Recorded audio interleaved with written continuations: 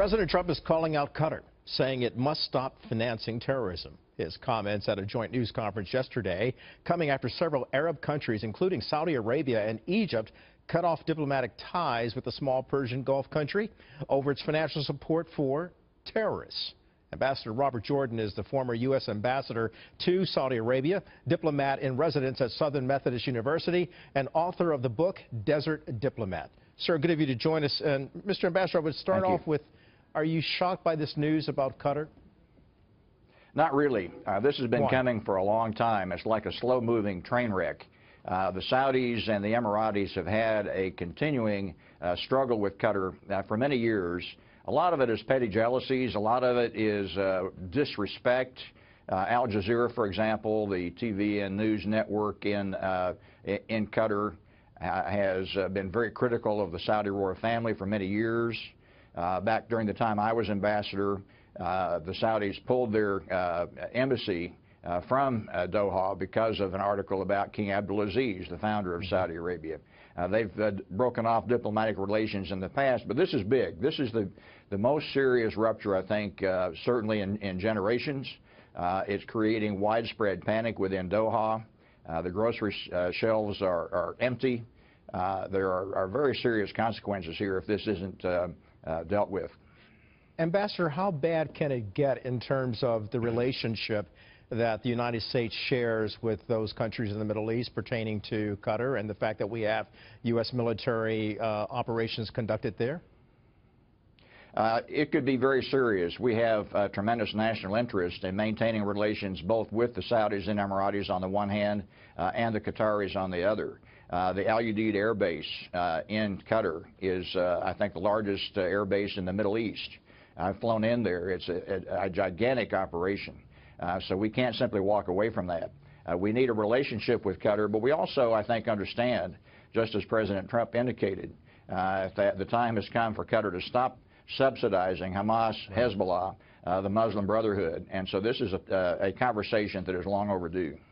It seems like, and quite plausible to assume that because of the fact that Qatar has supported Hamas and Hezbollah and the Muslim Brotherhood, that they're trying to play both sides of the fence. They're trying to make nice with the United States and also its Arab allies, and at the same time, fueling and funding terrorism. That's exactly right. We've been saying this for years. They're playing a double game, and the time has come for them to decide whose side they're on.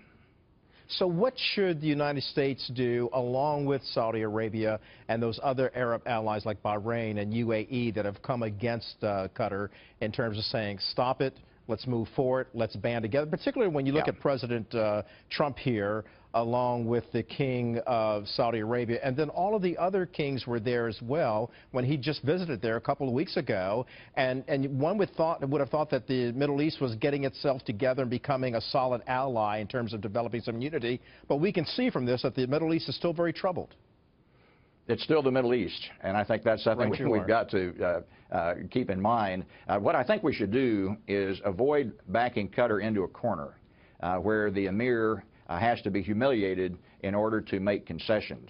I think a mediator like the emir of Kuwait, who is trying to mediate this situation, can be effective. It needs to be a Muslim-to-Muslim kind of interaction here. I don't think there's much the United States can do other than be supportive of some kind of resolution.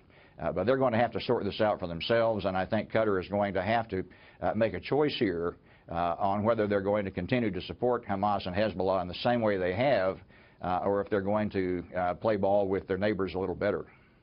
And, sir, the fact that we have men and women there serving in our military for our interests, as well as protecting our allies there in the region, there's got to be a way to broker some sort of agreement that we can move forward and have Qatar stop its sinful ways, so to speak, repent, and come back to the table.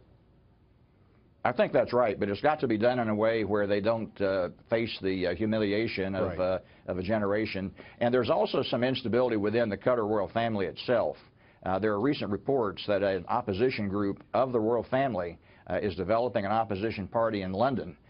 So this is something we need to watch as well. It could be very destabilizing if the emir doesn't catch on to what he's going to need to be doing here. Ambassador Robert Jordan, good of you to join us today, sir. And again, the name of your book is Desert Diplomat, and my best to those at Southern Methodist University where you now serve. Thank you. All right, sir.